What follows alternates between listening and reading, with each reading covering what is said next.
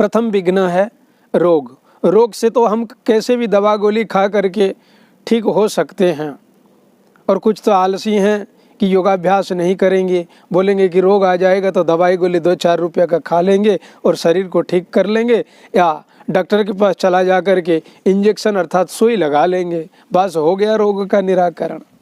ठीक है, कर सकते हैं, परंतु आपका शरीर आगे साथ नहीं देगा योग मार्ग में, इसीलिए प्राकृतिक दिनचर्या को अपनाना पड़ेगा।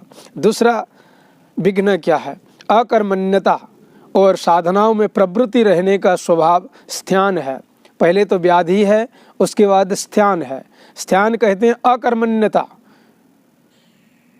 अर्थात साधनाओं में प्रवृत्ति ना होने का कारण, कुछ एक प्रकार की आलस्य तो अलग है, परंतु इसको कहते हैं स्थान। प्रवृत्ति अकर्मण्यता, कर्म को जानते हुए भी कर्म करने की इच्छा नहीं होना, कर्म में प्रवृत्ति नहीं होना। जैसे कि दुर्योधन कहा करता था, और ये महाभारत में वर्णन है, जानामि धर्मम न च मे प्रवृत्ति, जानामि अधर्मम न च मे निवृत्ति, को देव हृदय स्थितेन यत् करोसि तत् करोमि। अर्थात ऐसा कोई मेरे अंदर में ऐसा प्रवृत्ति है, धर्म क्या है मैं जानता हूँ परंतु प्रवृत्त नहीं हो पाता हूँ, अधर्म क्या है जानता हूँ फिर भी अधर्मों से निवृत्त नहीं हो पाता हूँ।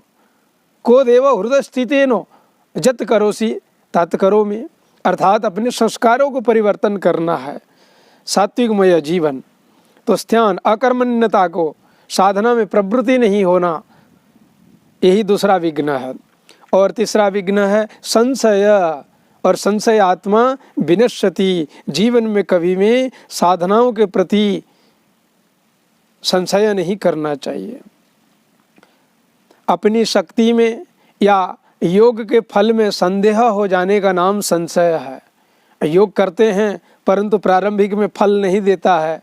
देखो, एक वृक्ष लगाएंगे, उसको जल सींचेंगे, उसका रक्षण वेक्षण करेंगे तो समय आएगा तो फल देगा। 1-2 दिन करेंगे, 2-4 दिन छोड़ देंगे, फिर करेंगे, बोलेंगे तो इसमें कुछ लाभ ही नहीं होता है, उसी के चलते भी लोग छोड़ देते हैं। तो परंतु ऐसा नहीं करना चाहिए। ये तीसरा विघ्न है संशय, और संशय आत्मा विनश्यति, विनाश का कारण की ओर होता है और विनाश की ओर हमको ले जाता है। तो योग मार्ग में संशय जो है वो तीसरा विघ्न है। चौथा विघ्न यही है कि योग साधनों के अनुष्ठान की अवहेलना अर्थात बेपरवाही करते रहना ही प्रमाद है।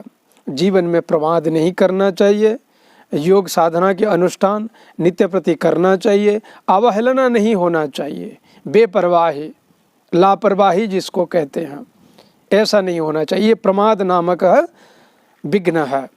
आगे चल करके आलस्य, तमोगुण की अधिकता से चित्त और शरीर में भारीपन हो जाना और उसके कारण साधना में प्रवृत्ति का ना होना आलस्य है।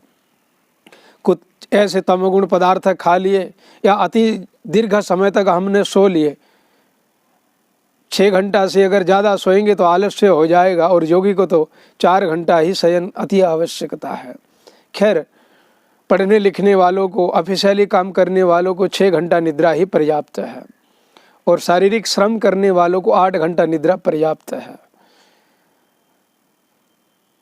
अगर अत्यधिक निद्रा करते हैं तो आलस्य आ जाएगा, शरीर भारी हो जाएगा, चित्त में बोझिलापन आ जाएगा, और कुछ तमगुण युक्त भोजन नहीं करेंगे, बासी पदार्थ, मांस, मदिरा, बीड़ी, सिगरेट, गांजा, चरस, अफीम आदि तमगुण युक्त भोजन, इस भोजनों को करेंगे तो तमोगुण बढ़ेगा, और तमोगुण की अधिकता से चित्त और शरीर में भारीपन हो जाना, जिसके कारण में साधना में प्रवृत्ति नहीं हो पाना, यही आलस्य है।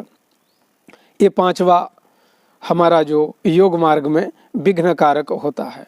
6वीं विघ्न यही है कि विषयों के साथ इंद्रियों का संयोग, और विषय 5 है शब्द, स्पर्श, रूप, रस और गंध। इन विषयों के साथ इंद्रियों का संयोग, अर्थात यहाँ इंद्रिय अर्थात मन का संयोग होने से उनमें आसक्ति हो जाने के कारण जो चित्त में वैराग्य का अभाव हो जाता है उसे अविरति कहते हैं।